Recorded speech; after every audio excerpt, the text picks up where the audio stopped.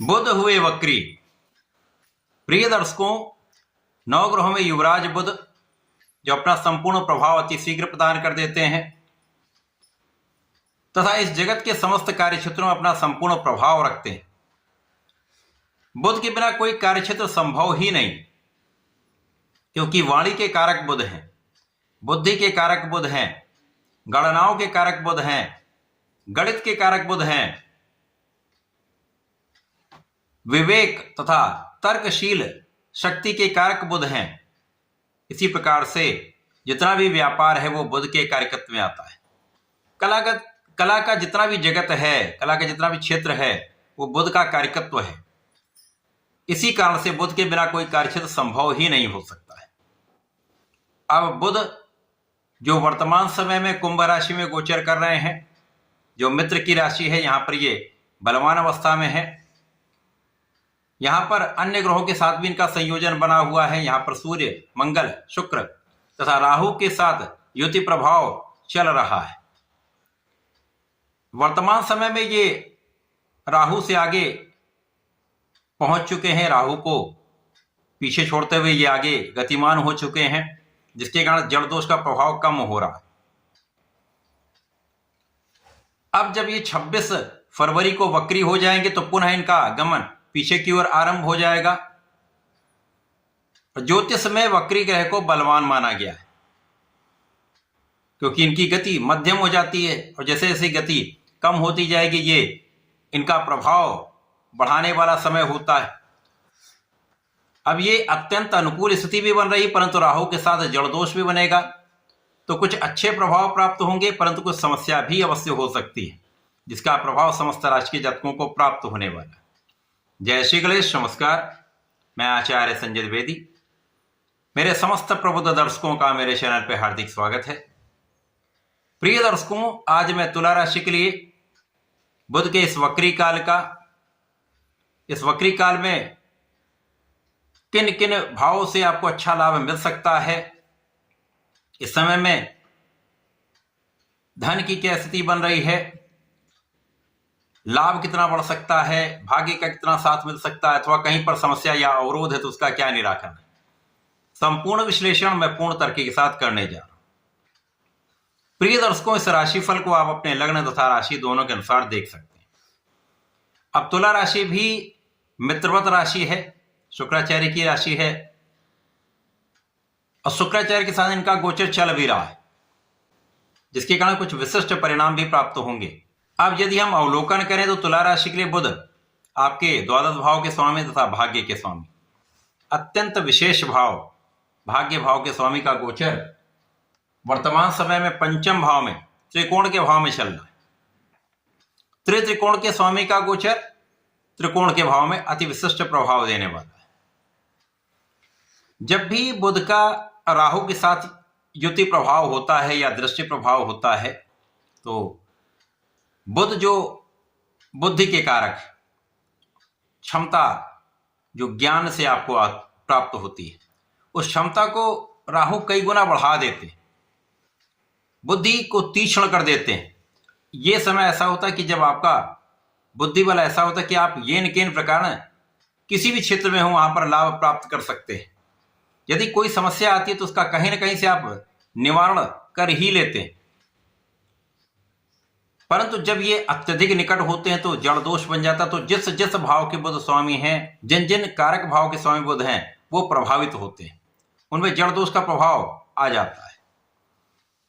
यहां पर प्रारंभिक समय से लेकर जो 26 फरवरी से आरंभ होकर ये वक्री काल 21 मार्च तक चलने वाला है, इसमें प्रारंभिक समय में आपको अच्छे लाभ मिलेंगे, भाग्य का पूर्ण साथ मिलता जाएगा। तो अचानक आपकी स्थिति अत्यंत प्रबल हो जाएगी। आपका कार्यक्षेत्र है, जहां पर आपका नौकरी का भाव हो, व्यापार का भाव हो या आपका प्रोफेशन हो, सभी क्षेत्रों में विशेष प्रभाव प्राप्त होने लगते हैं। लाभ की मात्रा अचानक बढ़ जाती है, आपके मन की इच्छाएं पूर्ण होने लगती हैं, ऐसे कार्य होने लगते हैं जिनके लिए आप प्रयास कर रहे थे लेकिन नहीं बन पा रहे थे। असाध्य कार्य भी यहां पर सधने लगते हैं, बनने लगते हैं। और इस समय में धन योग भी बना हुआ है, तो अचानक धन प्राप्ति का लाभ अवश्य होता है। कुछ बड़ा धन लाभ यहाँ पर प्राप्त हो सकता है। पिता के सहयोग मिल सकता है, पैतृक संपत्ति से हो सकता है, परिवार के सहयोग से हो सकता है, किसी अन्य स्रोत से भी हो सकता है, लेकिन धन लाभ अवश्य ही प्राप्त होगा। इस समय आपका ज्ञान भी अच्छा रहेगा, बुद्धि पर बहुत अच्छा रहता है, तो आपके ज्ञान में प्रबलता आ जाती है। शिक्षा प्रतियोगिता में अच्छा आप परिणाम प्राप्त करते हैं। यदि इस समय आपकी परीक्षाएं प्रारंभिक समय में है तो निश्चित रूप से आपके लिए अत्यंत लाभकारी होंगी, जहां आपका बुद्धि बल, आपका ज्ञान आपको परीक्षा में अच्छे अंक प्राप्त कराने वाला है। इस समय में आप धर्म के मार्ग पर बने रहें, क्योंकि धर्म के मार्ग पर जब आप बने रहते हैं तो आप गलत कार्यों में नहीं पड़ते, आप न्यायोचित रहते हैं। इस समय में आपका ये गुण जो है आपको आपके क्षेत्र में आगे बढ़ाने वाला है। इस समय यदि आप कला क्षेत्र में हैं तो यहां पर आपके मन के अनुसार आपको काम मिल सकता है। कला क्षेत्र में वाणी से संबंधित कार्य हो, सिंगिंग हो या एक्टिंग हो या डायरेक्शन हो, इन सभी क्षेत्रों में अच्छे अनुबंध की प्राप्ति हो सकती है। अच्छा परफॉर्मेंस आपका रहने वाला है, तो धन लाभ भी बढ़ने वाला है। व्यापारिक भाव अत्यंत प्रबल हो जाएगा। अचानक ही नए नए कॉन्ट्रैक्ट आपको मिल सकते हैं। यहां पर आपकी नेतृत्व की क्षमता भी अच्छी होगी, ज्ञान भी अच्छा होगा, बुद्धि बल भी अच्छा होगा, आपको निर्णय लेने की क्षमता भी आपकी अच्छी होगी, आप विवेकशील भी होंगे, तो यहां पर समस्याएं कम से कम होंगी। परंतु जैसे जैसे बुध राहु के पास आते जाएंगे, क्योंकि राहु मकर राशि की ओर बढ़ रहे हैं, 14 पॉइंट के आसपास इनका ये गोचर चल रहा है। अब बुध यहां से जब वापसी करेंगे तो राहु के निकट पहुंचेंगे, और जैसे जैसे ये निकट पहुंचते जाएंगे बुध जड़ होते जाएंगे। अब जब बुध जड़ होते जाते हैं तो यहां पर आपका भाग्य उतना साथ नहीं देगा। आपका प्रयास तो अधिक होगा, आप परिश्रम तो करेंगे, लेकिन परिश्रम के अनुसार आपको उतना लाभ नहीं प्राप्त हो पाएगा, और यहां पर कुछ अनावश्यक व्यय भी होने लगते हैं। अकारण धन का व्यय आपको तनाव दे सकता है, अथवा आपके पास जो धन आ रहा है उसका आप सही ढंग से संचय नहीं कर पाते, सही मैनेजमेंट नहीं कर पाते, क्योंकि यहां पर बुद्धि भी जड़ होती है। तो सही इन्वेस्टमेंट ना करने के कारण या सही ढंग से उसको बचा ना पाने के कारण धन उतनी मात्रा में आपके पास रुकता नहीं। इसी प्रकार से समय में आपका आत्मबल कुछ कम हो सकता है। यहां पर आपके पास बुद्धि बल तो होगा, आपके पास ज्ञान भी होगा, लेकिन आप विवेकशील उतने नहीं रह पाते, और यदि आप विवेकशील नहीं होंगे तो अच्छे निर्णय नहीं हो पाते। तो यदि आप विद्यार्थी हैं, इस समय आप परीक्षाएं देने जा रहे हैं, तो मन को भटकने से बचाएं।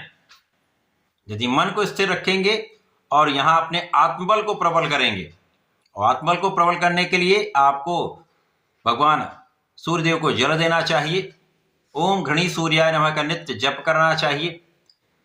यदि आप ऐसा करते हैं तो आपका मनोबल अच्छा रहेगा, और जैसे जैसे आपका मनोबल अच्छा होगा तो आपके कार्यों में आपका मन लगेगा और सही ढंग से आप अपने कार्य को संपन्न कर पाएंगे।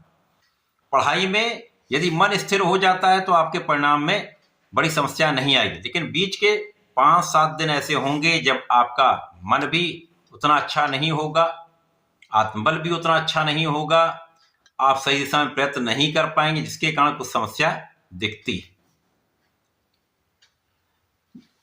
मार्च के पहले सप्ताह के पश्चात से आपके जीवन में प्रबलता आनी आरंभ हो जाएगी, पुनः भाग्य का साथ मिलने लगेगा, व्यय में कमी आएगी, क्योंकि आप विचारशील हो जाएंगे, विवेकशील हो जाएंगे, तो आपके निर्णय भी सकारात्मक होने लगेंगे, तो धन की निरंतरता प्राप्त होने लगेगी। परंतु बीच का समय कुछ कष्टकारी अवश्य है। इस कष्टकारी समय से पार पाने के लिए आपको नियमित रूप से भगवान गणपति की आराधना करनी चाहिए।